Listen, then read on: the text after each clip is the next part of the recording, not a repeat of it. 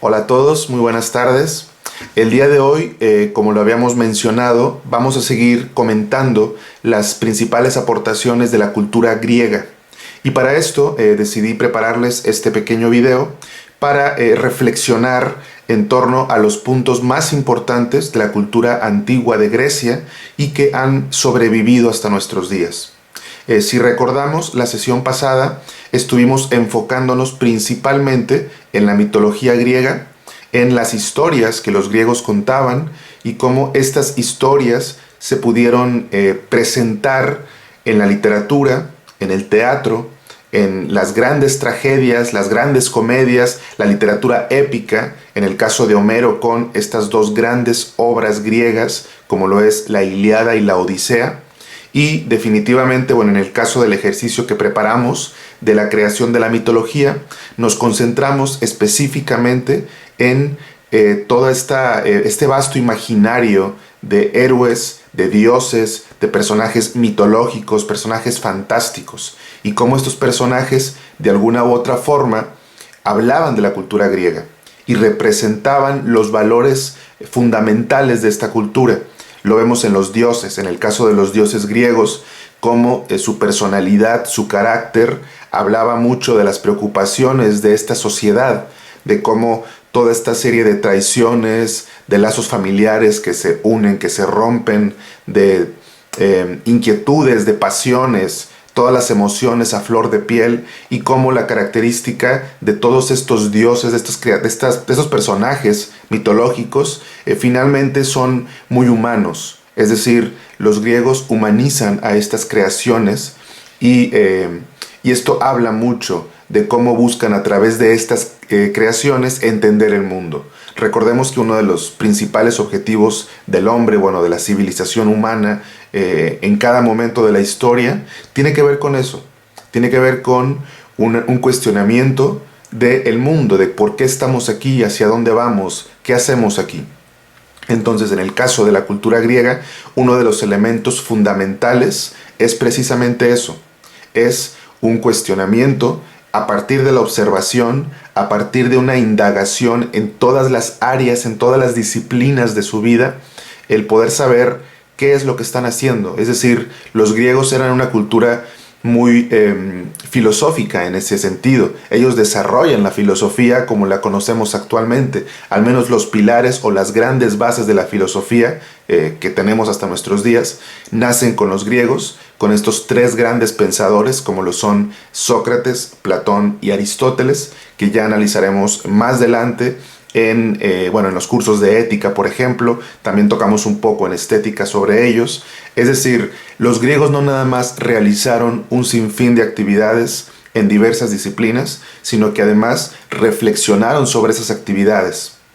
Y vamos a ir viendo poco a poco, aquí tengo un breve documento para poder ir analizando cuáles fueron esos puntos cruciales de la cultura griega a manera de repaso general, a manera de un compendio, para que podamos tener como esta comprensión a grandes rasgos de todas las áreas en las cuales la cultura griega floreció y que de alguna forma influyen en cómo somos, cómo nos organizamos actualmente como sociedad, como civilización. En el caso, por ejemplo, de las matemáticas, de la geometría, los griegos indudablemente hicieron grandes aportes, hubo grandes matemáticos, es decir, más allá de un pensamiento mágico, simplemente de un pensamiento que creyera puramente en los fenómenos naturales por cuestión de los dioses, por cuestión de estas criaturas mitológicas, los griegos observaron su entorno y empezaron a inventar, a crear, a diseñar leyes, teoremas, fórmulas, es decir, a conectar.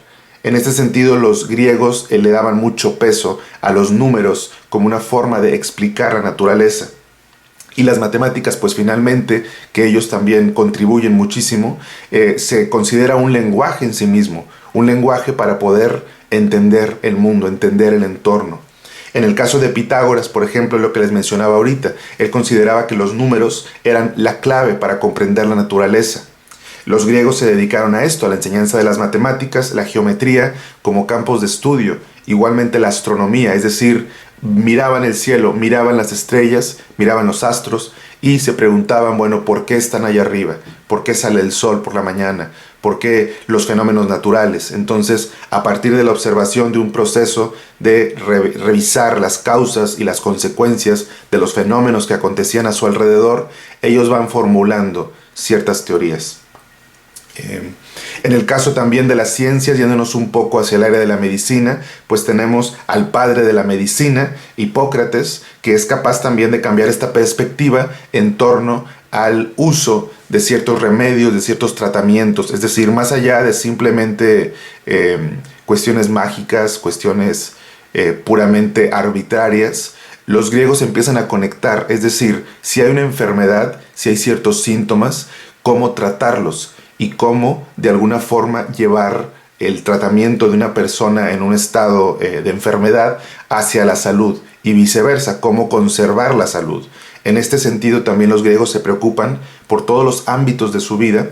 Entonces es así como desarrollan en el campo del deporte, por ejemplo, el concepto de las Olimpiadas, que en un momento dado nacen en honor a Zeus, pero sin embargo, continúan hasta nuestros días. Esta máxima fiesta de los deportes, este despliegue de habilidades deportivas, nace con ellos también y va conectado, es decir, es un concepto de vida integral, de un desarrollo integral de la vida, de la experiencia humana, y que se puede observar en la cultura griega a través de todas estas disciplinas, a través de todas estas actividades.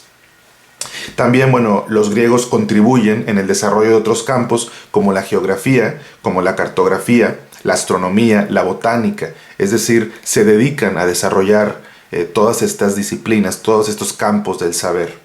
En el campo de la astronomía, también Grecia es considerada pionera en el campo de la astronomía durante muchos siglos. Los hombres miran al cielo y observan fenómenos que cambian su postura sobre su lugar en el universo. Entonces, en este caso, por ejemplo, en el caso de la astronomía, tenemos a científicos como Hiparco y Aristarco. Ellos son también pioneros en las referencias astronómicas que conocemos actualmente.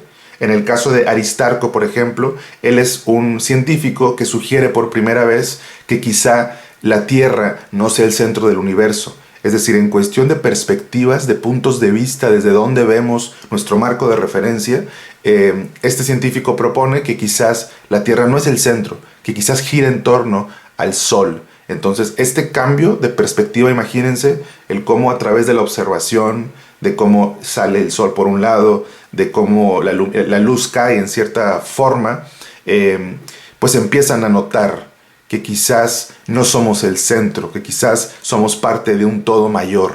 Entonces eso es muy interesante porque habla de su concepción, de su imagen que tienen del mundo. En el campo de las artes, que es algo que mencionábamos un poco la sesión pasada, pues ahí no se diga. Obviamente a los griegos se les atribuye el desarrollo del teatro, el desarrollo de prácticas, de formas expresivas como la poesía, y la innovación, por supuesto, en la escultura, en la arquitectura, en la pintura. Y aquí es muy importante lo que mencionaba hace un momento, que los griegos no nada más se desarrollan en estas artes, sino que al mismo tiempo reflexionan sobre ellas. Y es así como Aristóteles escribe la Poética y entre otros tratados que también podemos analizar actualmente y que tienen su raíz en la cultura griega antigua. En el caso del teatro, por ejemplo, tenemos estos géneros. En el campo de la tragedia, mencionábamos la sesión pasada a Sófocles, Edipo Rey, por ejemplo. Esta gran tragedia griega, pues obviamente sobrevive hasta nuestros días, quizá de manera íntegra como esta gran tragedia, pero también los elementos que componen esta historia de alguna forma se van formando parte de otras historias que contamos actualmente. Es decir, todo lo que contamos actualmente viene de raíces de la antigüedad, y en el caso de estas tragedias como Edipo, pues también sobreviven este tipo de arquetipos, estos personajes, estas construcciones, estas estructuras persisten hasta nuestros días. En el caso de la comedia también, La comedia, bueno, tenemos a un gran escritor, Aristófanes, que también no nada más se desarrolla como en un texto, en tipos de textos cómicos, en tipos de textos entretenidos, por así decirlo, sino que también las comedias llevan una gran crítica en cuestión de la sátira, en cuestión de cómo ven la sociedad y cómo critican aspectos fundamentales de la sociedad. Y ahí también en el campo de las artes pues se relaciona con política, se relaciona con otras ideas de la democracia, las ideas del lugar de una persona en la sociedad. Entonces vemos cómo todo está conectado, cómo todos estos actos de pensamiento de alguna forma se van hilando y el griego se desarrolla en todas estas áreas. También, bueno, los registros, tenemos en el caso de la arquitectura, de la reproducción de la perspectiva griega, pues también se convierten en puntos de referencia para el estudio de todas estas formas de expresión. La literatura épica, como lo mencionaba, la sátira teatral, otros géneros. En el campo de la arquitectura particularmente podemos ver cómo había un énfasis en la precisión, en un trabajo meticuloso al momento de construir las estructuras más representativas. Todas estas técnicas que se mantienen vigentes hasta la actualidad, o sea, más de 2000 años después, este idealismo arquitectónico griego que se vio emulado por otras sociedades occidentales. En el caso de la sociedad estadounidense vemos cómo las construcciones de alguna forma nos remiten en algunos casos también a este tipo de formas griegas de construcción.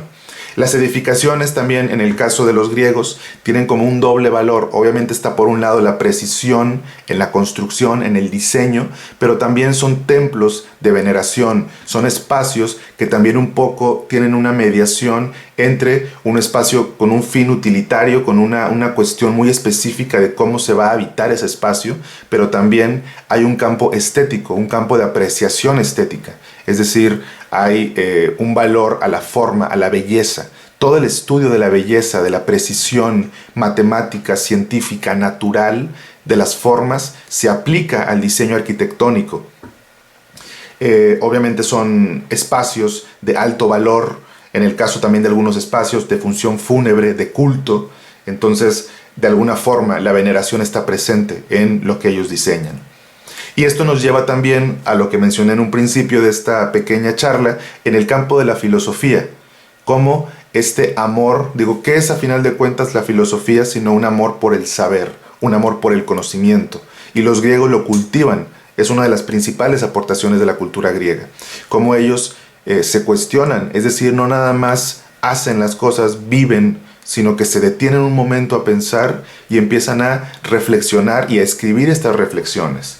Entonces es un campo de estudio que introducen los griegos y de esto pues tenemos actualmente representantes significativos, como lo mencioné hace un momento en el caso de Sócrates, de Platón, de Aristóteles. No nada más brindan respuestas a las angustias del hombre, sino que estas perspectivas se aplican en la ciencia, en la naturaleza, en las estructuras del Estado, es decir, tiene injerencia en otras formas de actividad humana. En el caso de los deportes, los Juegos Olímpicos también, que nacen en Grecia en el año 776 a.C., y en un principio, como lo mencioné, se realizan en honor a Zeus. Sin embargo, esta práctica subsiste hasta el día de hoy.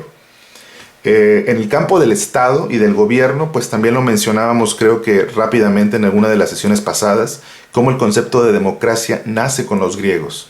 Esta forma de organizarse, es decir, ellos también se dan cuenta a partir de las ciudades-estado, de las polis griegas, pues cómo son ciudades independientes entre sí, autónomas, pero al mismo tiempo pues tienen una estructura en algunos casos similar. Podemos recordar, por ejemplo, Atenas, Esparta, como las grandes polis que conocemos a través de la cultura popular, a través de las historias que se cuentan actualmente incluso en el cine, en las series de televisión.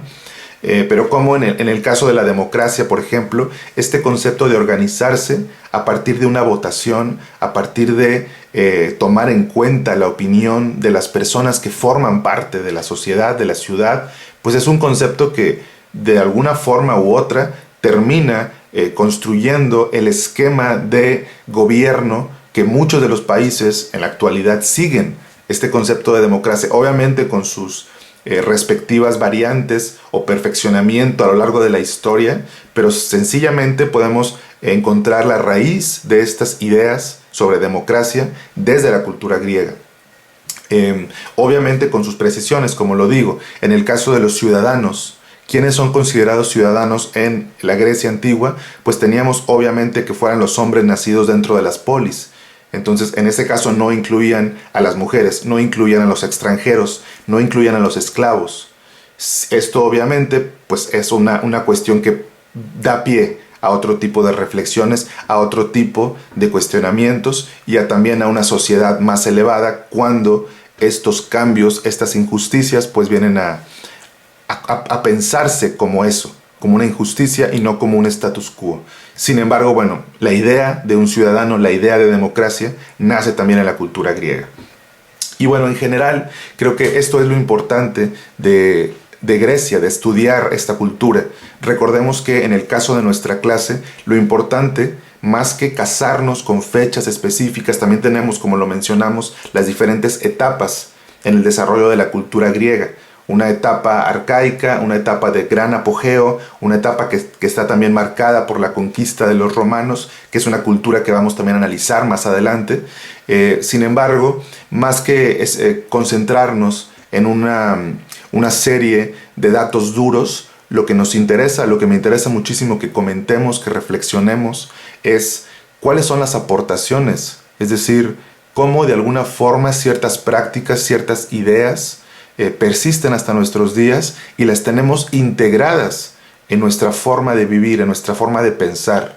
Entonces, en el caso, por ejemplo, de la democracia, pues es un concepto que lo usamos todo el tiempo, es una palabra, es una idea que tenemos como bandera de, bueno, esto es lo que debe ser una forma de gobierno, y vemos cómo, si bien no está exactamente como lo usaban los griegos actualmente, sí viene de ahí. En el caso de los deportes, de este culto también a la salud, a la observación, a la filosofía.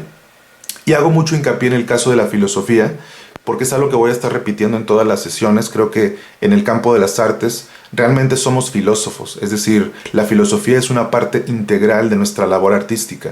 Las dos áreas, las dos caras de la moneda del arte, que también espero haberlas mencionado en algún momento con ustedes, que tiene que ver con la parte estética, por un lado, el diseño estético de un producto artístico, y la parte ética, el diseño del discurso.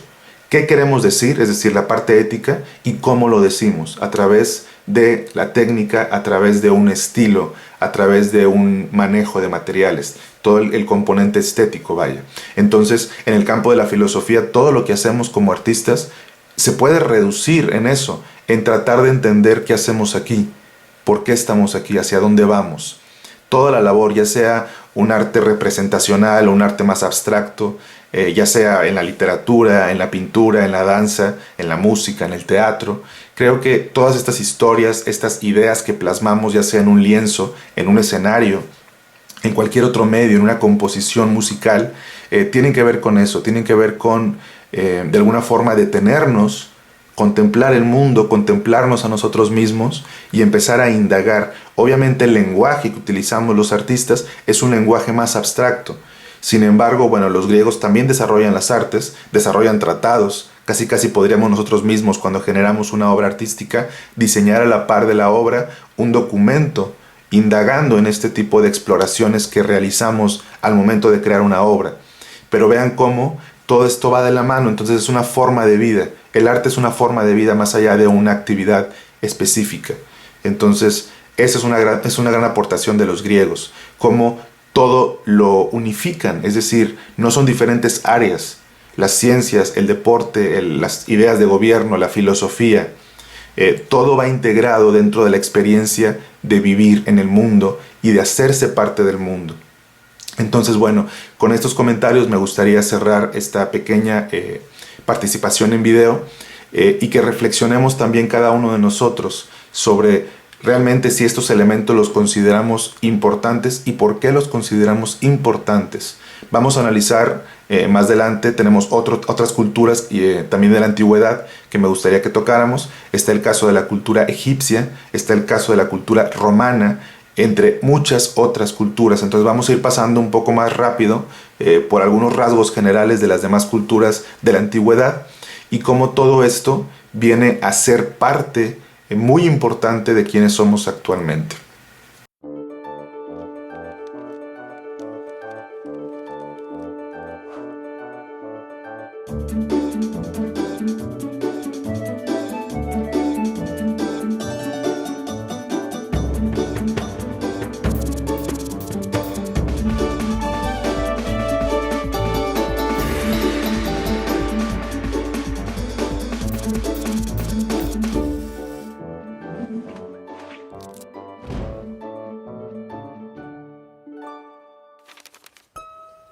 Todos gozamos frente a la belleza. Pero, ¿qué es la belleza? ¿Qué es aquello que nos atrae tanto que nuestros ojos no pueden dejar de mirar sin dejar de deleitarse? Los griegos se hicieron esa misma pregunta y hallaron algo elemental y maravilloso. Si el ser humano era el único ser capaz de apreciar la belleza y a su vez el único ser capaz de producirla, entonces la belleza se encontraba en él mismo. Sí, en el hombre. Ahora bien, si cualquier hombre era capaz de generar belleza, entonces también debía ser capaz de cultivar la virtud. La virtud es una capacidad especial que solo tiene el hombre y que consiste en querer alcanzar la perfección en cada aspecto de nuestra vida. Estas dos cualidades, belleza y virtud, eran para los griegos mucho más importantes que la acumulación de riquezas en oro y plata, o que la construcción de ostentosos monumentos. Así fue que este grupo de hombres que vivieron alrededor del mar Egeo, 6 siglos antes de Cristo, comenzaron a dar forma a ideas simples y elementales, pero a la vez sabias y profundas, que cambiaron para siempre la forma de pensar del hombre. La Ilíada y la Odisea. Hay 2 libros muy importantes que tienen la esencia del espíritu griego. ¡Tarán! La Ilíada y la Odisea. Estos 2 libros entusiasmaron tanto a los antiguos griegos que todos querían vivir y pensar como los mismos héroes que los protagonizaban.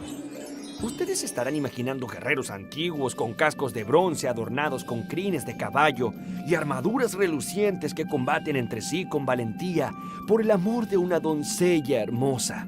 Bueno, tengo que decirles que están en lo cierto. La Ilíada es una epopeya, digamos un cuento que narra la guerra entre 2 pueblos enemigos y era recitada en forma de poema.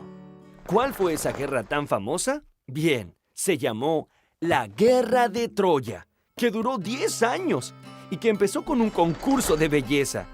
Resulta que Paris, un príncipe troyano, fue nombrado jurado para elegir a la más bella de las diosas. Afrodita, que era la diosa del amor, tenía muchas ansias de ganar y le prometió a Paris que si vencía, iba a darle el amor de la mujer más bella del mundo. Te lo prometo, la más bella. Como Afrodita ganó, Paris se sintió con derecho de raptar a Helena, que era la más bella de la época. Pero el problema fue que ella era la esposa de Menelao, un poderoso rey griego que además era hermano de otro poderosísimo rey, Agamenón. ¡Uy, uy, uy! Y sí, así se inició esta larga guerra en la que se hicieron legendarios algunos héroes como Aquiles y Héctor. Ellos combatieron valientemente entre sí por el honor de su pueblo y la protección de sus amigos. Hubo otro héroe que se hizo famoso en la guerra de Troya, y fue Ulises. Él era muy astuto y utilizaba su inteligencia de una forma muy especial. Fue a él que se le ocurrió una idea genial para vencer a los troyanos. Ulises simuló una retirada y dejó en la puerta de las murallas de Troya un enorme caballo de madera en calidad de obsequio. Los inocentes troyanos ingresaron el gran caballo de madera al interior de la ciudad, y cuando se hizo de noche, los soldados griegos escondidos dentro salieron del caballo y tomaron a Troya por sorpresa. Así culminó esta guerra. Todo gracias a este astuto engaño de Ulises que le dio la victoria a los griegos. Pero aquí, donde termina la guerra de Troya, comienza otra historia, la Odisea. Este libro narra las aventuras de Ulises, que demoró 10 años en poder regresar a su patria. Ulises tuvo que sortear increíbles aventuras contra monstruos marinos, sirenas enamoradizas, gigantes de un solo ojo, brujas malvadas y muchas otras peripecias más. La pregunta que hasta ahora nos hacemos es: ¿quién fue el autor de estos famosos poemas que son la base de toda la literatura occidental? Pues se cree que fueron narrados por la misma persona, Homero, un poeta ciego. Sin embargo, es muy poco lo que se sabe acerca de este misterioso trovador que vivió miles de años antes de Cristo. Atenas. A diferencia de Egipto y de Persia, Grecia no fue un imperio. Es decir, los griegos no tenían una ciudad capital donde se concentraran las riquezas y el poder. Lo que se conoce hoy como la cultura griega es la suma de muchísimos pueblos y ciudades que eran totalmente independientes unas de otras. Cada ciudad o polis tenía su propio gobierno y en la mayoría de ellas se respetaba a cada ciudadano por igual. Hubo miles de polis desparramadas por las costas de todo el mar Mediterráneo. Pero si realmente querías estar en la cresta de la ola, allá por el siglo V a.C., sin duda debías darte una vuelta por Atenas. Esta ciudad fue una de las más importantes y es hoy el símbolo de la cultura griega. La Acrópolis era el lugar donde se construyeron los edificios más importantes. Allí podrán ver el imponente Partenón, uno de los templos más admirables de la Grecia clásica, destinado a honrar a Palas Atenea, que era la diosa protectora de Atenas y cuyas virtudes eran la inteligencia y la sabiduría. Este monumento fue construido como parte de un gran proyecto de Pericles. Sí, yo, Pericles, el más grande gobernador que tuvo la antigua Atenas. A Pericles se le ocurrió que la mejor manera de honrar a Palas Atenea era hacer de Atenas el lugar ideal para la convivencia de filósofos, artistas y científicos de la época. Y así fue como sabios filósofos como Sócrates, Platón y Aristóteles pudieron debatir sus ideas libremente por las calles atenienses. Atenas fue el primer lugar del universo donde se comenzó a moldear la idea de una democracia, que significa gobierno del pueblo. La idea de los atenienses era crear un gobierno en el que todos los ciudadanos libres participaran de las decisiones y pudieran disfrutar de los resultados. Porque si cada hombre es capaz de generar la virtud, entonces cualquier hombre tiene dentro suyo todo el poder necesario para gobernar. ¿No es cierto? De hecho, hoy todos los ciudadanos participan de las decisiones a través de su voto. Y a eso lo seguimos llamando democracia. Esparta. En la península del Peloponeso vivían los espartanos, un pueblo de guerreros que consagraron su vida al arte de la guerra y cuya mayor virtud era la valentía. Si eras espartano, tu preparación para la guerra comenzaba muy temprano en la vida. Para empezar, por ley, los espartanos debían ser fuertes y saludables. Es decir, que si algún niño nacía con algún defecto físico, era arrojado desde el monte y dejado a merced de las fieras. Ahora bien, si tenías la suerte de nacer sano, empezabas desde muy joven la escuela para el combate.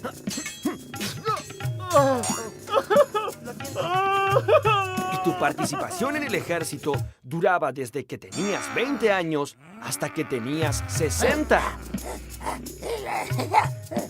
Todo espartano debía estar preparado para marchar al frente en cualquier momento, y el equipo de combate era tan solo una espada corta, una lanza de 2 metros y un casco que dejaba en descubierto solo los ojos, la boca y el mentón. Y no olvidemos el escudo, que era tan importante para el soldado espartano que por ley estaba obligado a morir antes de perderlo.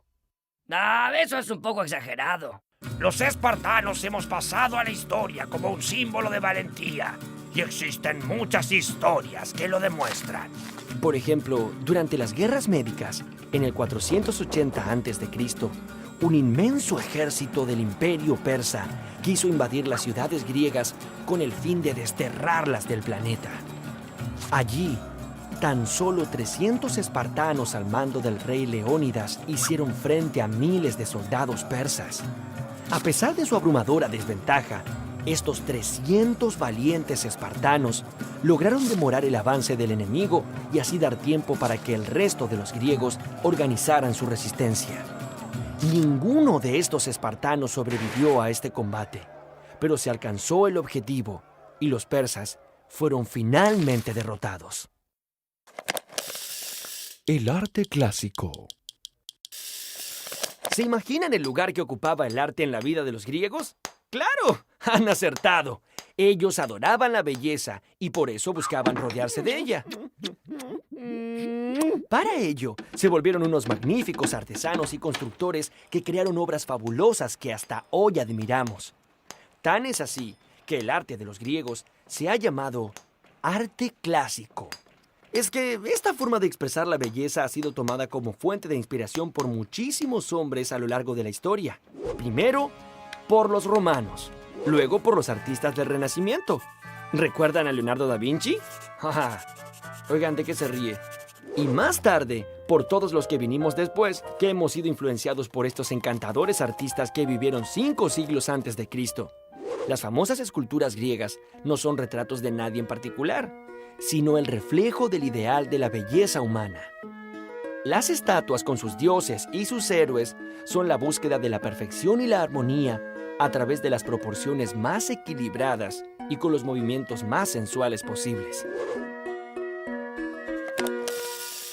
Los Juegos Olímpicos. Las Olimpiadas eran una gran celebración que reunía a representantes de todas las ciudades griegas. Y mientras se realizaba este evento, estaban prohibidas las guerras. Sí, había una tregua sagrada que interrumpía cualquier tipo de contienda entre todos los pueblos griegos. Por eso, cada 4 años se celebra un evento deportivo y religioso. Bienvenidos a las Olimpiadas en honor a Zeus. Muy bien, amigos, ustedes ya saben de qué se trata esto. En las Olimpiadas hay grandes pruebas, pero para alcanzar la gloria hay que ganar la prueba del pentatlón. 5 disciplinas: carrera, salto, lanzamiento de disco, lanzamiento de jabalina y lucha. No había mejor forma de impresionar a una mujer que ganando esa competencia, ya que equivalía a reunir todas las virtudes físicas y morales.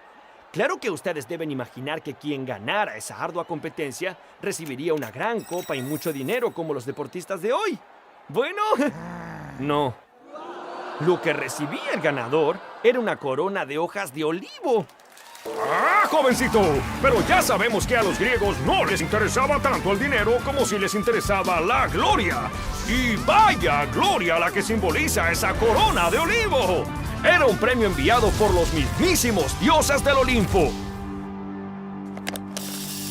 Los dioses del Olimpo. Los griegos tenían dioses y diosas para casi todos los aspectos de la vida. La guerra, Vamos a derrotarlos a todos. el amor, Adoro cuando escribes tus poemas. la familia, ¿Te espero a cenar, amor? y la sabiduría, entre otros. Pero había un dios que gobernaba por sobre todos, y era Zeus. Los principales dioses griegos eran 12 y vivían todos juntos. ¡Wow! ¡Qué lío! Como una gran familia.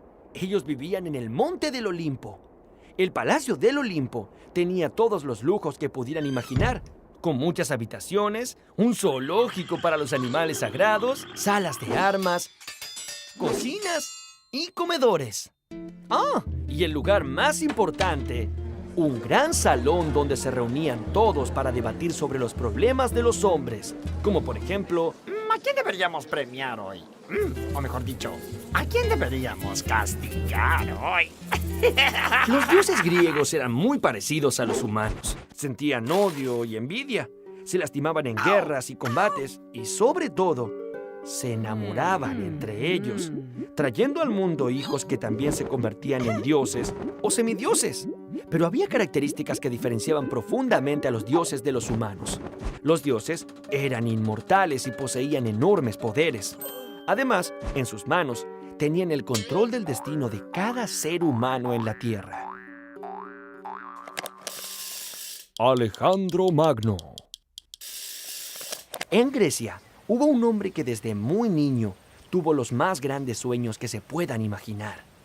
Este joven, llamado Alejandro, era hijo del rey Filipo II, el rey de Macedonia, y decidió emprender un largo viaje con un ambicioso objetivo. Quiero convertirme en el más grande conquistador, y así lo haré. El viaje de Alejandro empezó en su tierra natal, en el año 334 a.C.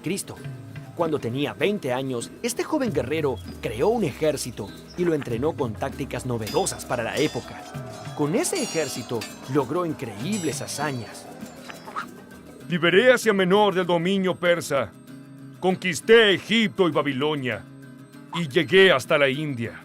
El imperio de Alejandro unió el mundo occidental con el oriental, difundiendo la particular forma de pensar de los griegos. Sin embargo, Esta creación de Alejandro contradijo uno de los principios esenciales del espíritu griego, al pretender gobernar un imperio con un poder centralizado. Así, muchas ciudades que antes habían sido independientes comenzaron a someterse al poder del imperio. Con la temprana muerte de Alejandro, llegó a su fin la época de la Grecia clásica.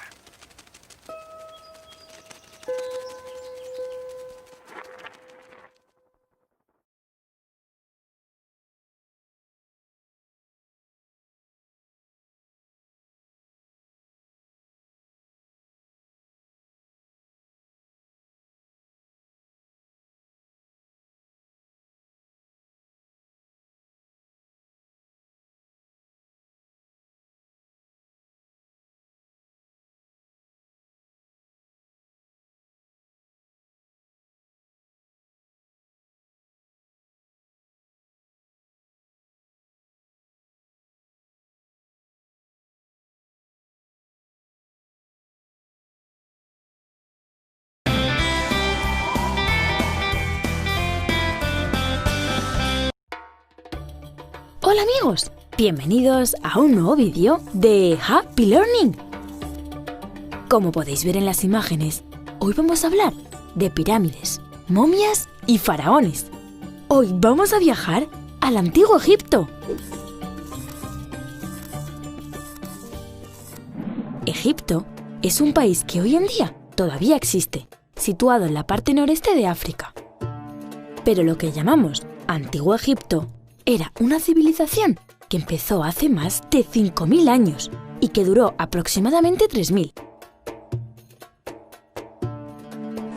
El origen del Antiguo Egipto comienza con el faraón Narmer, también conocido como el Rey Escorpión, que en el año 3200 a.C. fundó este país a orillas del Nilo. El Nilo es el río más grande de África y era lo más importante que había para los antiguos egipcios, ya que dependían de su agua para poder vivir. En sus orillas desarrollaron toda su civilización y en ellas crecieron todas sus ciudades. El Nilo era tan importante porque Egipto es un país rodeado de desierto y solamente en sus orillas se podían cultivar alimentos. Pero no solo se utilizaba para la agricultura, el río también servía para pescar y cazar, y también lo utilizaban como una gran carretera por la que transportaban en sus barcas mercancías, alimentos o grandes bloques de piedra para sus construcciones. Por todo esto, el Nilo era considerado un dios. De hecho, los antiguos egipcios tenían cientos de dioses. Algunos tenían cuerpo de persona y cabeza de animal, como la diosa Bastet, que tenía cabeza de leona, o el dios Anubis, que tenía cabeza de chacal. Aunque el más importante de todos fue Ra, el dios del sol, que tenía cabeza de halcón. Los faraones eran los reyes en el Antiguo Egipto. En 3.000 años de historia hubo muchísimos faraones, pero el más famoso fue Tutankamón. Los antiguos egipcios creían en la vida después de la muerte y por eso eran enterrados con muchas de sus cosas, muebles, jarrones, ropas e incluso comida. Creían que así las podrían usar en la otra vida. Los faraones, al ser los más poderosos, querían tener las mejores tumbas y lo consiguieron. Estas impresionantes pirámides fueron construidas como tumbas para los faraones. En su interior hay túneles, cámaras y pasadizos secretos. Cuando morían, los cuerpos de los faraones y de algunos nobles eran momificados para conservarlos después de la muerte. Esas son las famosas momias. Las momias se metían en sarcófagos, ataúdes lujosos que estaban cubiertos de bonitos dibujos y jeroglíficos. Los jeroglíficos eran las misteriosas escrituras egipcias. El significado de los jeroglíficos fue un misterio durante milenios. Pero hoy, gracias al trabajo de muchos arqueólogos, sabemos traducirlos y podemos entender parte de lo que dicen. La verdad es que todo lo que rodea al Antiguo Egipto me parece fascinante. Ya sabéis que conocer el pasado nos permite entender el presente y mejorar el futuro. Adiós amigos, hasta el próximo vídeo.